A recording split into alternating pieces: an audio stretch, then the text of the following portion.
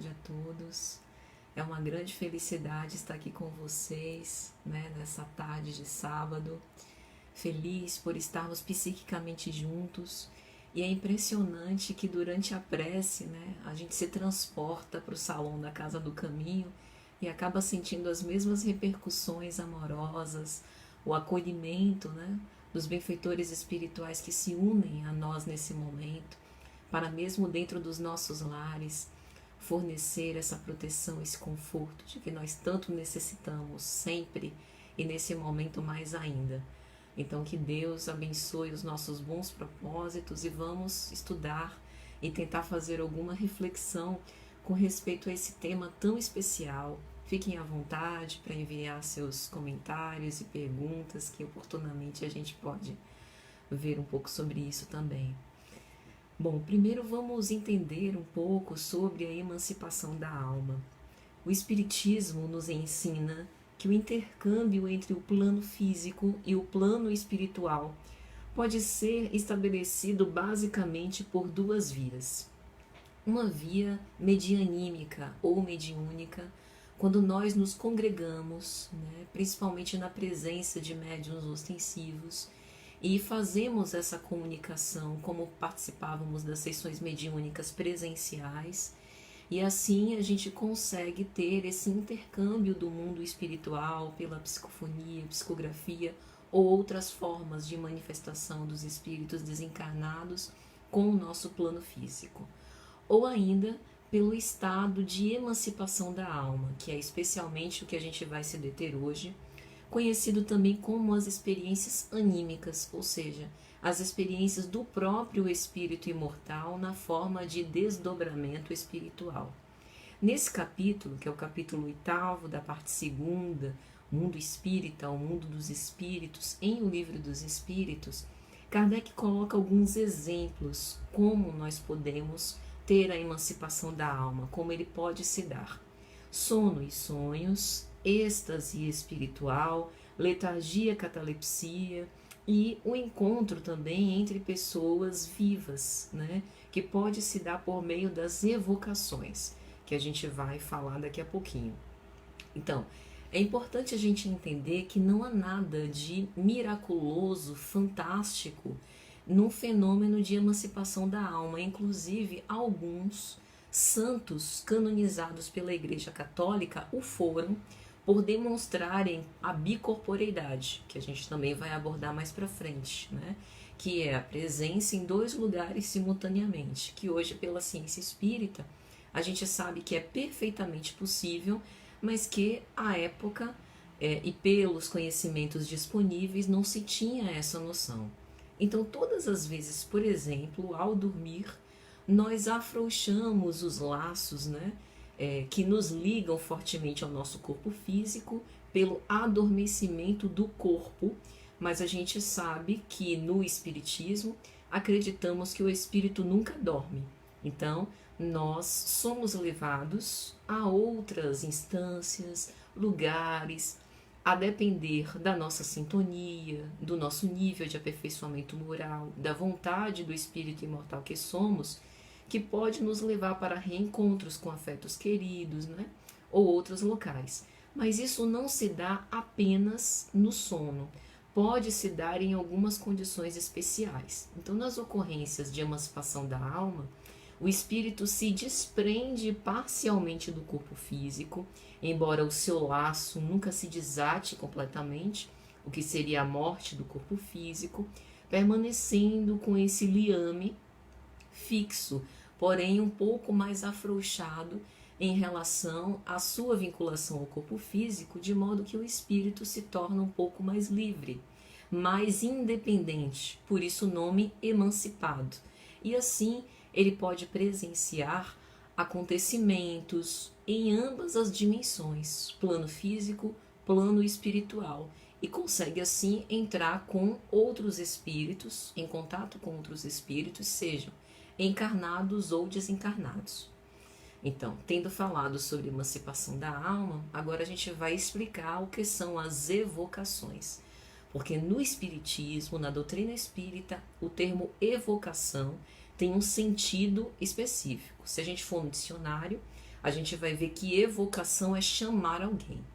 Na doutrina espírita, evocação dos espíritos, né, significa fazer uma mentalização e professar verbalmente, né, o pedido de que a presença do espírito que a gente quer evocar se faça naquela, em geral, sessão mediúnica. Kardec, na época da codificação, fazia muitas evocações. Aliás, ele começava essas sessões evocando os mentores dos médiuns presentes, né? Porque era com base nas evocações que ele conseguia fazer os estudos acurados sobre o mundo invisível e que os imortais se comunicavam com o objetivo, por exemplo, de dar relatos. Se a gente se lembra da obra O Céu e o Inferno, da codificação kardeciana, a segunda parte é exclusivamente dedicada aos relatos de espíritos medianos, espíritos sofredores, espíritos suicidas, espíritos felizes, criminosos arrependidos, né, que eram evocados ou que se manifestavam espontaneamente para poder falar. Então, as evocações dos espíritos precisa de um local adequado para ocorrer. Por quê? Para precaução daqueles que são os seus evocadores. Porque as evocações dos espíritos, e a gente sabe da complexidade do mundo espiritual, pode causar danos aos evocadores, uma vez que grupos inexperientes podem ter dificuldades por não saberem como lidar com os espíritos evocados. Na prática do espiritismo, à época de Kardec, as evocações são uma rotina, então essa não é uma prática proibida, é importante a gente esclarecer isso, mas é uma prática que precisa de seriedade, disciplina e cuidado. Deve ser antecedida por uma rotina, né? Porque há finalidades bem específicas. A evocação não se dá de uma forma fortuita, para que a gente tenha curiosidade para conversar, como se a gente sentasse em algum lugar e batesse papo com os nossos amigos. Na época de Kardec era muito mais posicionada, direcionada às pesquisas mediúnicas, tratamentos obsessivos, desobsessivos, busca de informações sobre a situação de certas entidades do mundo invisível, com a finalidade de deixar para a posteridade uma informação útil de nossas pesquisas, para que a gente soubesse, olha, a pessoa que teve uma vida desse modo, a experiência dela, né, no extrafísico, no mundo invisível, no mundo das causas, é tal repercussão, né? E com cada história a gente aprende sem necessariamente ter que passar pelo mesmo equívoco, cometer o mesmo ato para saber como vai se dar. Então, há fatores que devem ser levados em consideração para o sucesso das evocações. Dentre eles, a condição moral da pessoa e do grupo que evoca, o local onde essa evocação é feita e a finalidade da evocação. Porque pode acontecer de nós evocarmos um espírito X e esse espírito X não poder comparecer e no lugar dele vir um falsificador que se faz passar por aquela identidade, podendo inclusive ludibriar aqueles que o evocaram. Então, nem sempre os espíritos vão poder atender ao nosso chamado. Então, feito esse preâmbulo, né, é importante para que a gente possa entender esse conjunto de questões, que é da questão 413 a 421 de O Livro dos Espíritos, que fala sobre visitas espíritas entre pessoas vivas. Agora, dentro do nosso panorama contemporâneo, né, a gente poderia pensar, parece bem oportuno, né? Nessa época em que nós estamos há tantos dias em isolamento social, distantes da nossa família, dos nossos amigos, muitos de nós com conhecidos, com parentes que estão internados nas UTIs, alguns que estão entubados, né, que já estão no estado de coma induzido, seria bem oportuno que a gente pudesse receber essas visitas desses nossos entes queridos neste momento, visto a nossa impossibilidade de estar no hospital, principalmente se a razão do internamento for a Covid, por conta do risco de contaminação. Parece oportuno, mas será conveniente? É o que a gente vai tentar responder hoje aqui, né? Então, eu até lanço assim algumas questões que podem passar pela cabeça da gente. Será possível visitar o meu familiar que está no hospital em emancipação da alma? Será possível eu conversar com ele? E se isso acontecer, como é que eu faço? Eu vou guardar reminiscências desse diálogo ou isso só ficará no meu inconsciente profundo, né? Eu como espírito vou saber, mas eu enquanto personalidade Patrícia não vou me lembrar ou posso não me lembrar.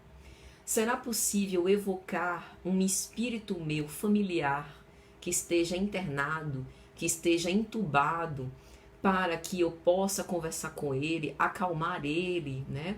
Transmitir as melhores vibrações de cura, de fé, de que vai estar tudo certo, de que a gente só está esperando eles melhorar, sair daquela situação para que a gente possa voltar a conviver, matar as saudades.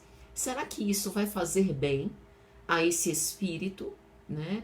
Que, lógico, pela intubação, provavelmente não está lá preso no corpo, está mais solto. Então a emancipação é mais fácil. Mas será que essa evocação vai consolá-lo ou vai perturbá-lo?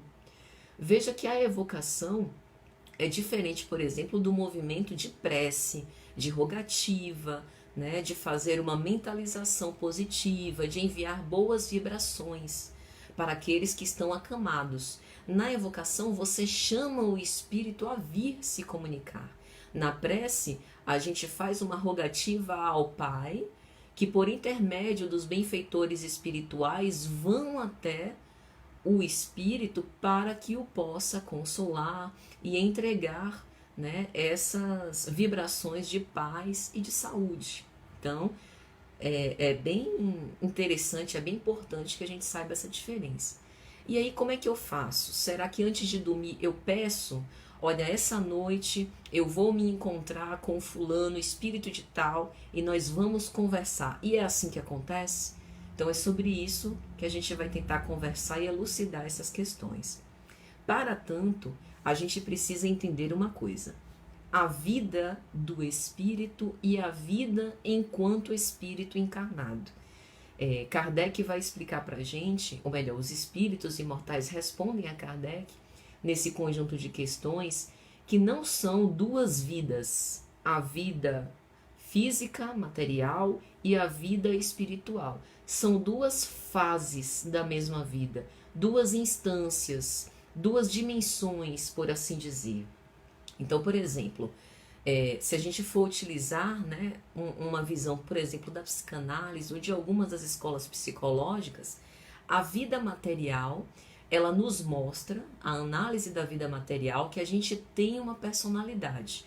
Nós não somos essa personalidade, nós temos uma personalidade, como já tivemos outras personalidades. Então a gente nasce, né, do ponto de vista material da vida presente, recebe desde a mais tenra infância o contato de uma figura materna e paterna, e essas figuras são estruturantes para o nosso psiquismo. Ou seja, elas nos cercam de todos os cuidados. Um teórico chamado Winnicott chamava isso de maternagem. Todos os cuidados oferecidos ao bebê, o ato de segurá-lo, de tocá-lo, a atmosfera do ambiente, a temperatura, a luz, o som, a postura, os ritmos, tudo isso vai nos dando elementos perturbadores ou confortadores para a nossa subjetivação, ou seja, para a construção do nosso psiquismo, né? Daquilo que será para nós o germe mais tarde dos recursos psíquicos para o enfrentamento dos problemas. À medida que o bebê nasce, vai se desenvolvendo enquanto criança, ele vai fazendo o que a psicanálise chama de clivagem, que não é necessariamente nada ruim, é uma separação necessária. Ele percebe, o antigo bebê, que ele não é mais, a mãe não é mais uma extensão de si, mas um outro, um ser diferente, que exerce para ele uma função estruturante.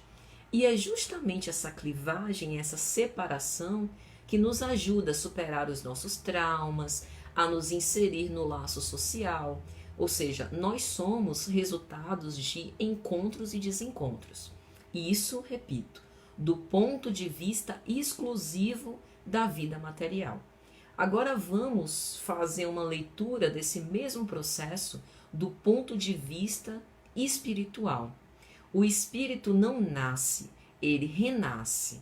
Renasce no corpo e encontra uma família que vai lhe dar aparato, vai ampará-lo de recursos para que ele possa se desenvolver.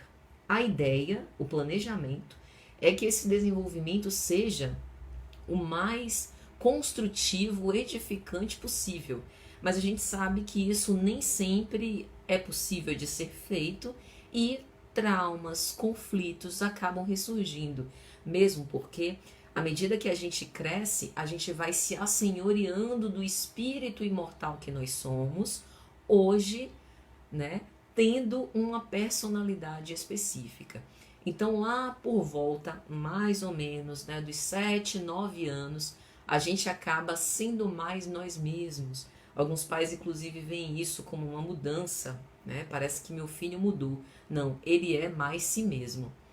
Mas mesmo que ele esteja naquela configuração, né, seja aquela pessoa, tenha uma tal personalidade, a personalidade Patrícia, esteja vivendo dentro da família de Patrícia, aquela não é a única instância ou dimensão, né, que ele está imerso.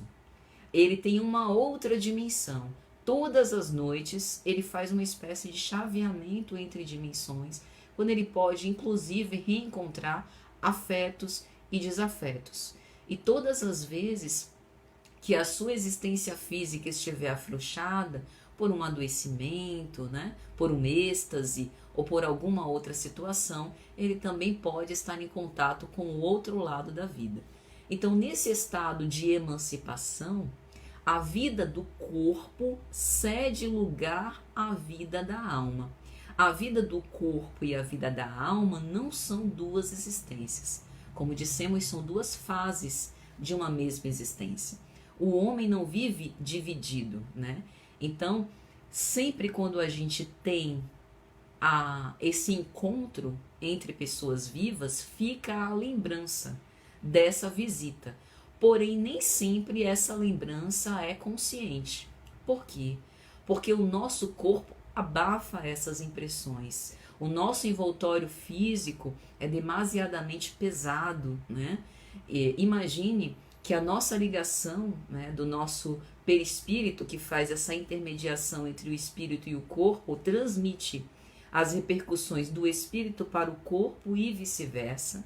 E no momento em que a gente retorna, né, ao dar-se de novo em contato com o nosso aparato neurofisiológico, essas lembranças podem vir como perturbações que podem não ficar guardadas como reminiscências, mas o espírito sente, o espírito vivente sabe.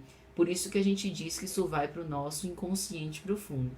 E aí os espíritos respondem a Kardec que o afeto relacionado ao fato, ou seja, quando a gente tem esse encontro com pessoas vivas, a gente sentiu alguma coisa, a gente se emocionou, ou a gente, uma emoção positiva ou negativa, né? Sentiu muito amor, muita alegria, ou muita raiva, muita tristeza. E quando a gente retorna para essa instância física, a gente guarda uma sutil intuição, né? Então, isso é fato. Aí agora vamos falar um pouco sobre essa conveniência da evocação das pessoas vivas. Em O Livro dos Médiuns, na segunda parte de O Livro dos Médiuns, das manifestações espíritas, só um preâmbulo, gente, O Livro dos Médiuns não é livro para ser lido só por médiuns ostensivos.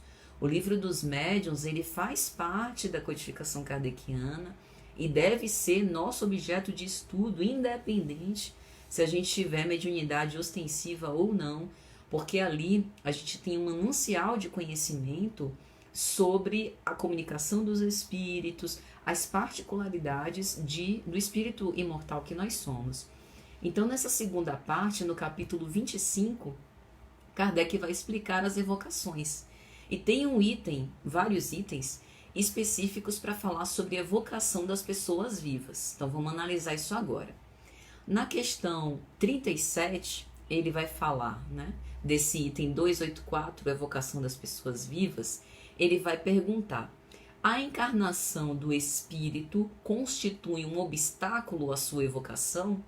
Porque muitos de nós poderíamos imaginar: eu pensei que a gente só pudesse evocar espíritos já desencarnados. Será que então a gente pode também evocar espíritos encarnados? E o fato dele estar encarnado, o corpo, né, a ligação com o corpo físico não é um problema? E os espíritos explicam a Kardec que não, mas é necessário que o estado do corpo permita que no momento da evocação o espírito se desprenda. Com tanto mais facilidade vem o espírito encarnado, quanto mais elevado ele for em categoria do mundo que está, porque menos materiais são lá os corpos. Se a gente pensar no nosso planeta de provas e expiações, o segundo nessa escalada evolutiva, a gente sabe que a nossa experiência de reencarnados é ainda num corpo muito denso, muito materializado. Então, aqui a gente já tem um primeiro óbice, que não impede a evocação, mas já é um primeiro obstáculo para que o espírito se desprenda com mais ou menos facilidade. E ele continua perguntando: então, pode-se evocar o espírito de uma pessoa viva? E os espíritos dizem que sim. Nesses momentos de liberdade, em que ele está, né, mais adormecido, que ele está mais emancipado, algumas pessoas, elas têm uma capacidade de se desprender mais facilmente, mesmo em estado de vigília. Essa é uma característica anímica, ou seja, pessoal de alguns espíritos, e vai depender também da simpatia, dizem os imortais, que o espírito evocado tem pelas pessoas que o evocam. E aí Kardec pergunta sobre a mistificação. Pode acontecer da gente evocar um espírito A e este não quiser ou não puder comparecer e no seu lugar vir um espírito B? E os espíritos são categóricos. É fora de dúvida que sim. E isso acontece frequentemente, principalmente quando o interesse é um interesse frívolo, não instrutivo. Então, em resumo, será possível visitar o meu familiar que está no hospital em emancipação da alma? Eu posso conversar com ele? A resposta é que sim, mas nem sempre será possível rememorar. A gente vai falar um pouco sobre essa situação específica daqui a pouco, mas dentro do que o Espiritismo nos mostra, sim, é possível. Pela prece, porém, né, no estado de vigília, é possível não apenas dialogar mentalmente, como rogar por ele e receber a intuição da resposta. Isso pode parecer esquisito, mas a prece é um recurso. O próprio Espírito Joana de Ângeles nos diz, tão pouco utilizado hoje em dia, né, na nossa vida. Às vezes a gente se prende ainda, até pelo hábito, nas preces maquinais, quando na verdade, pela prece, a gente pode ter diálogos com o nosso mentor espiritual, com aquele amigo que a gente não vê, né, há muito tempo.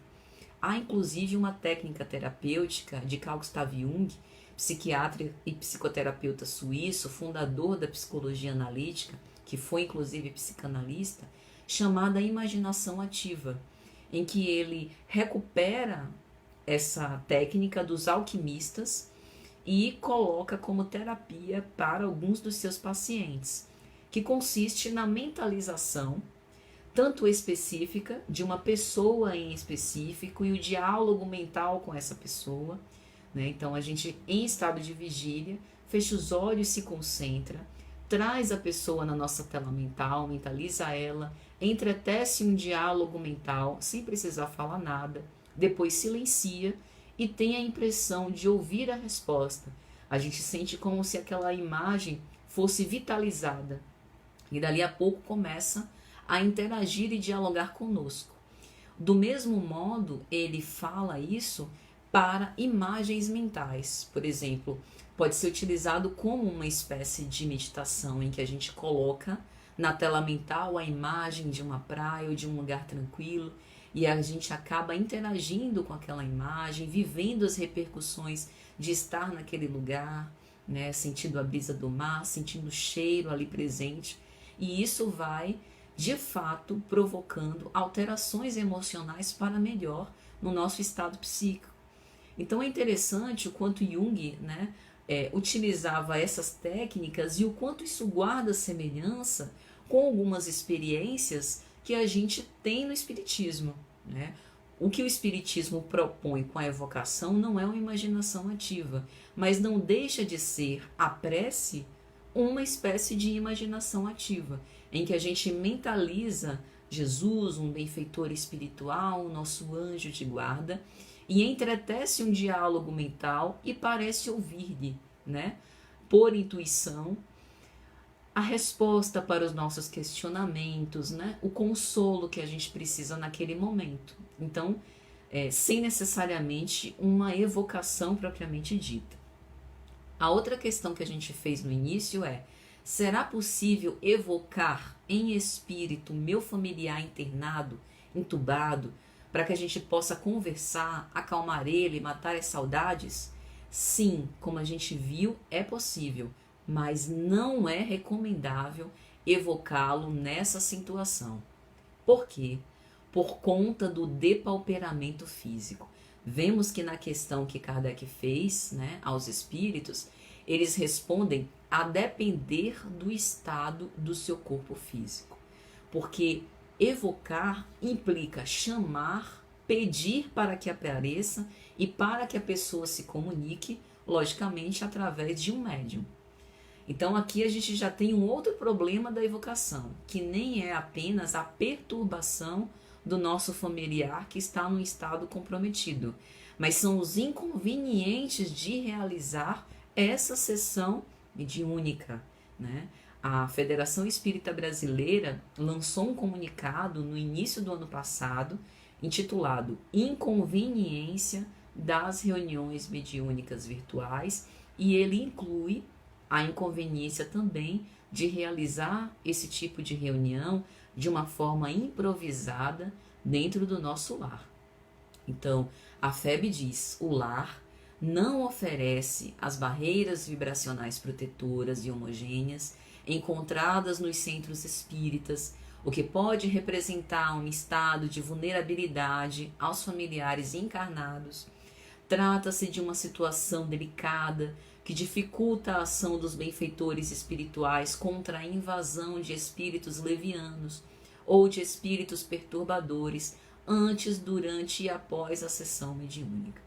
O auxílio aos espíritos que sofrem. Então, se a gente está querendo ajudar os nossos entes queridos que estão num estado de sofrimento, né, pode ser prestado por meio da prece ou irradiações mentais, vibrações espirituais, né, porque assim o recurso chega àquele irmão. Vamos deixar então as evocações para um outro momento sócio-histórico. Vamos deixar para que ele seja realizado dentro de um ambiente protegido, né, com barreiras espirituais específicas, como a casa espírita. Porque quando Kardec realizou esse trabalho, a gente não duvida disso, ele estava muito amparado pelos benfeitores que o assistiram na codificação. Então, ainda nesse capítulo 25 de O Livro dos Médiuns, Evocações de Pessoas Vivas, Kardec pergunta: há inconvenientes de evocar uma pessoa viva? E os espíritos vão elucidar isso. Nem sempre é um perigo, dependendo das condições em que se acha a pessoa, porque se ela estiver doente, isso poderá lhe aumentar os sofrimentos, né? Além disso, crianças em tenra idade também não devem ser evocadas, por conta daquele momento ser um momento, como os espíritos dizem, de descanso para o espírito imortal, né? Assim como as pessoas gravemente doentes que estão com seu corpo enfraquecido. Então, essa abordagem importante que a gente faça, né? Até pela atualidade dessa questão no momento que a gente está vivendo. Mas vamos supor que a evocação ela seja esse encontro, né, que a gente queira promover entre pessoas vivas, se dê até de uma forma espontânea, né, com pessoas que não necessariamente estão adoentadas, enfermas e que não há, vamos dizer assim, nenhum inconveniente para isso. Como é que a gente faz? Será que antes de dormir a gente pede, essa noite eu quero me encontrar com fulano de tal em espírito e a gente vai conversar e é assim que vai acontecer? E aí é muito interessante porque os espíritos respondem a Kardec o seguinte: o que o homem resolveu, o espírito está bem longe de seguir. Foi por isso que no início da nossa fala eu fiz esse preâmbulo da psicanálise para explicar como é a formação subjetiva, a formação psíquica do sujeito do ponto de vista material e como que isso se processa do ponto de vista espiritual. Ou seja, a personalidade pode ter o seu desejo de encontrar com um determinado amigo, um outro espírito encarnado. Mas o espírito imortal que sou pode não achar conveniente nem interessante fazer isso, por uma série de motivos que a minha personalidade que hoje eu tenho não consegue reconhecer, por estar muito presa, né, nesse ego que a gente tem. Então, a vida do homem, dizem os imortais, interessa pouco ao espírito, quando este está desprendido da matéria. Quando nós nos desprendemos da matéria, a depender também do nosso aperfeiçoamento evolutivo, a gente é mais nós mesmos, nós, eu, espírito. Então, às vezes, o desejo que nós temos em vigília não é o mesmo que se mantém quando a gente se emancipa.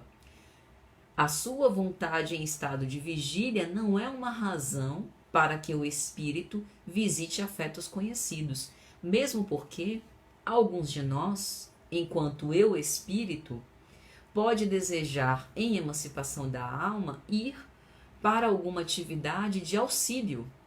Nessa época que a gente está vivendo, serviço para fazer não falta.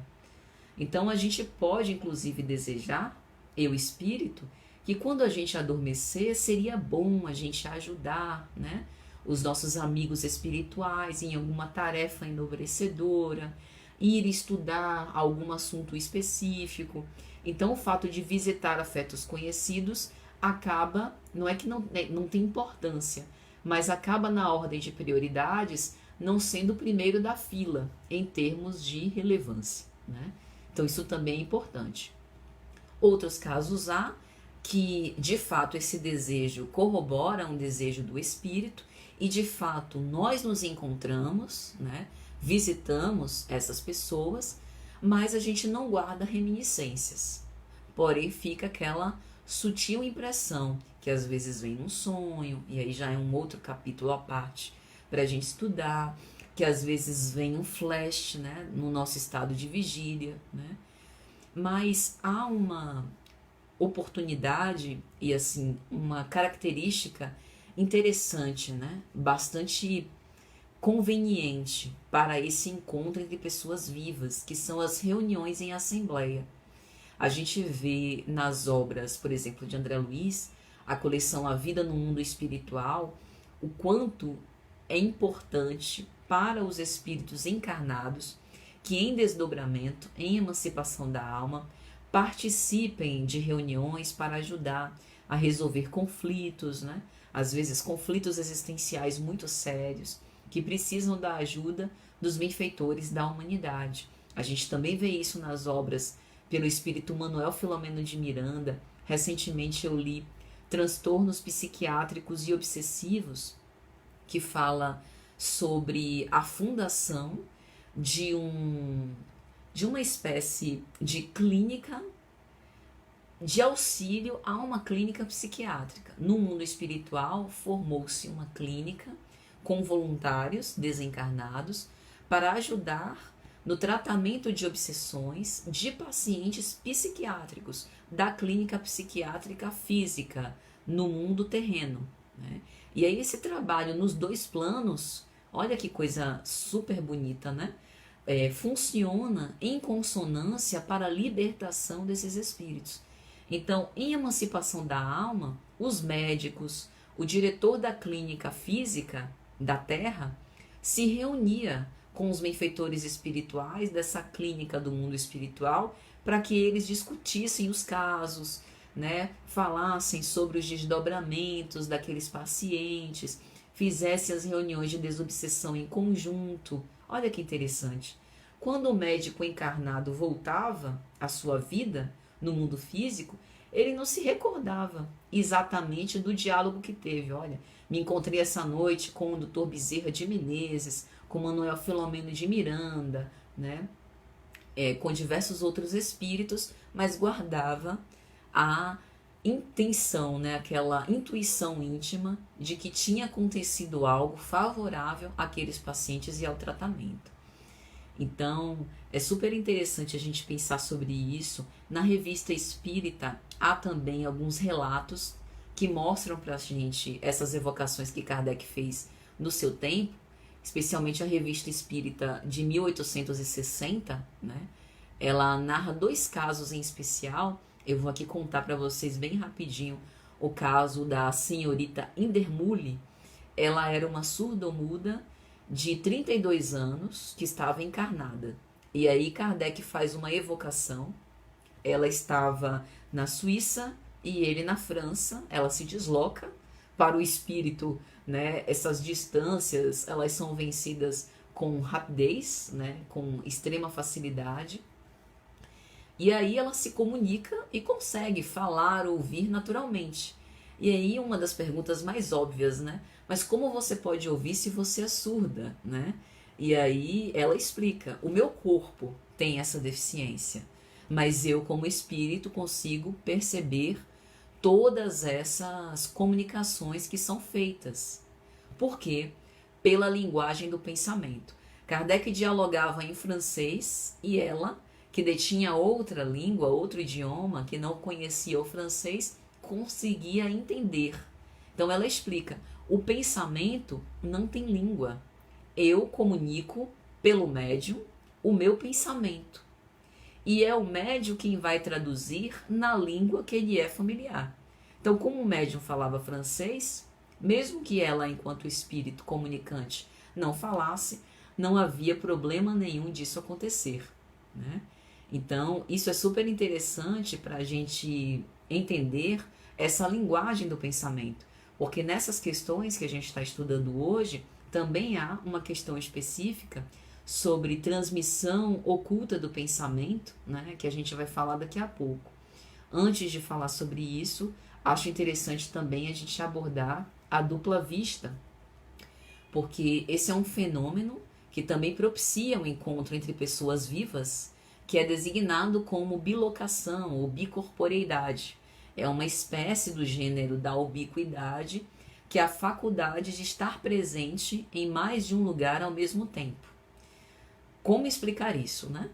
O espírito é uma unidade indivisível, então ele não se fraciona. Os espíritos colocam uma comparação, uma metáfora que é super importante para a gente entender. O espírito é como uma luz que se espraia, cujos raios se esparramam à sua volta. Nem todos os espíritos se irradiam com a mesma potência. O que vai diferenciar? A autoridade moral dos espíritos. Então, a capacidade de irradiação está diretamente ligada ao desenvolvimento de cada um. Quando nós estamos num estado adormecido ou num êxtase leve ou profundo, o espírito permanece conectado ao seu corpo, mas semi-desligado, os laços perispirituais mais afrouxados. E assim, o corpo pode aparecer num lugar e o espírito, pela vestidura perispiritual, que pode estar momentaneamente visível e tangível, aparece em outro. Na maioria das vezes, pouca ou nenhuma lembrança do que se passa durante o desdobramento é recordada, como nos diz Gabriel Delany. Gabriel Delany tem uma obra intitulada A Alma é Imortal. Quem tiver interesse de investigar mais essas questões de emancipação da alma, recomendo a leitura, em que ele vai explicar isso. Kardec explica que a bicorporeidade é natural, não tem nada de extraordinário, pois decorre das propriedades do perispírito. Santo Afonso de Ligure, por exemplo, foi canonizado porque se mostrou simultaneamente em diversos lugares diferentes, o que na época foi considerado milagre. Talvez se tivessem estudado o Espiritismo não teriam considerado. E Kardec relata em O Livro dos Médiuns também o caso de Santo Antônio de Pádua, muito conhecido.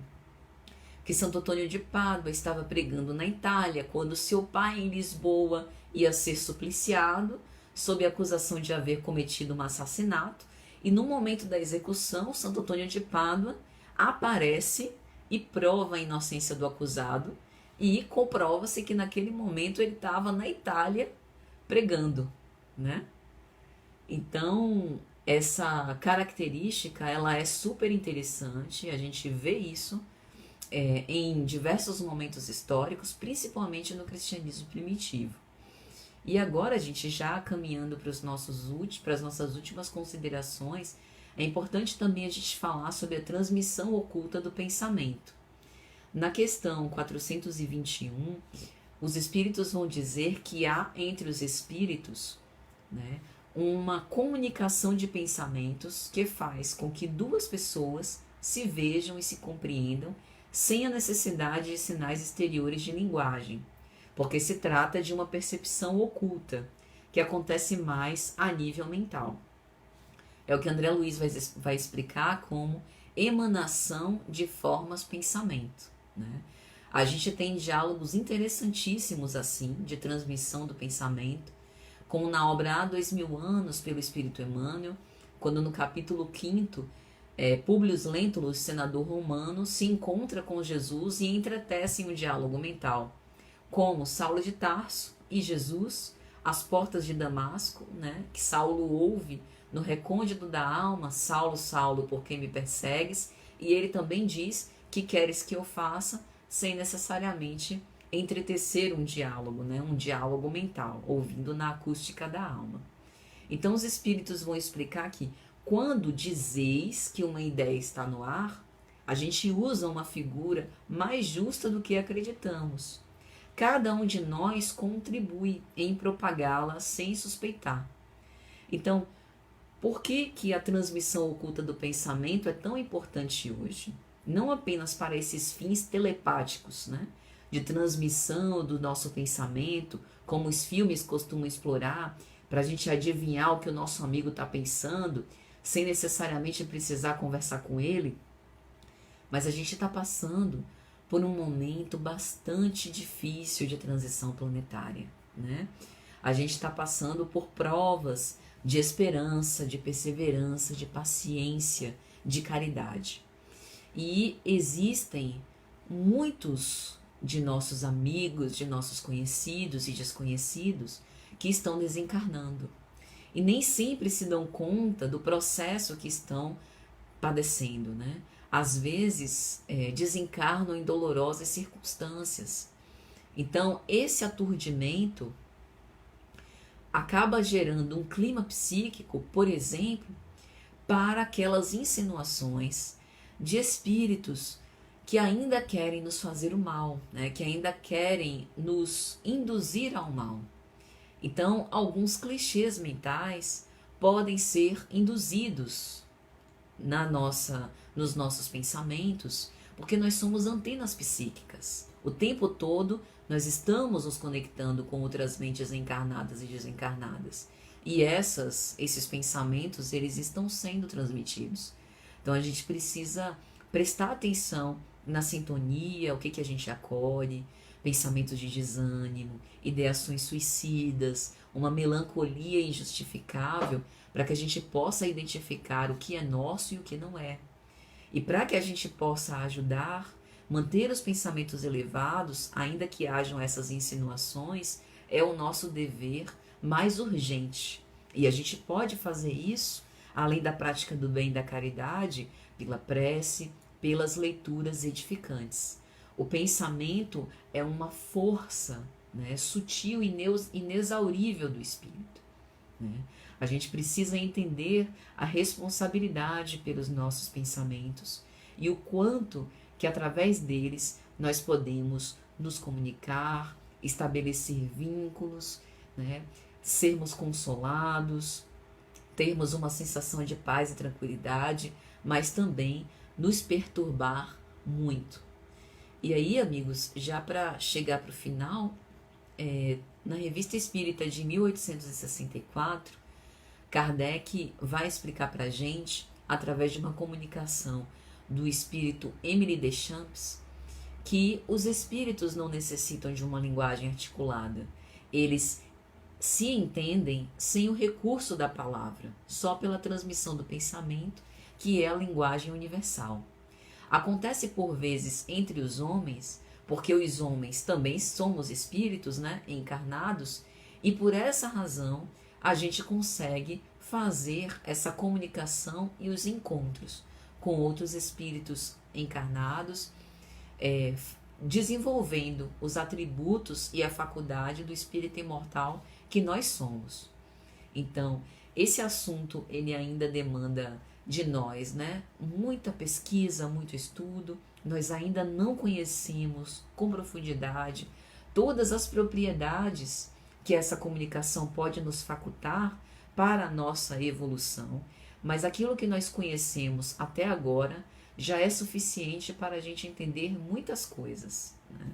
E dentre elas, a responsabilidade que nós temos para poder aproveitar esse momento para que a gente faculte essa comunhão indissociável com o Pai, para que a gente utilize os nossos melhores sentimentos em vibrações de paz pela sociedade, por toda a humanidade. Nunca me esqueço que no Evangelho, por diversas vezes, Jesus dizia: e adivinhando-lhe os pensamentos, fez tal coisa ou falou tal coisa. E conhecendo-lhes os pensamentos, disse isso ou deixou de fazer determinada coisa.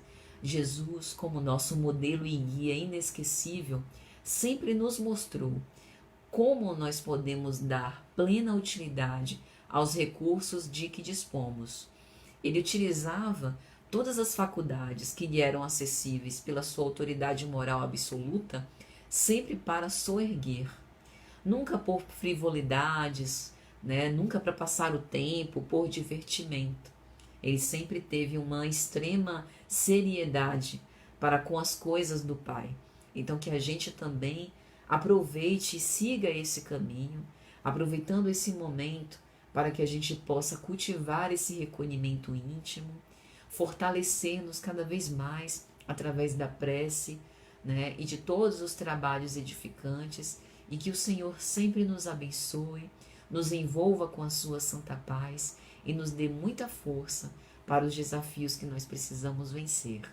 Então é isso, muita paz a todos.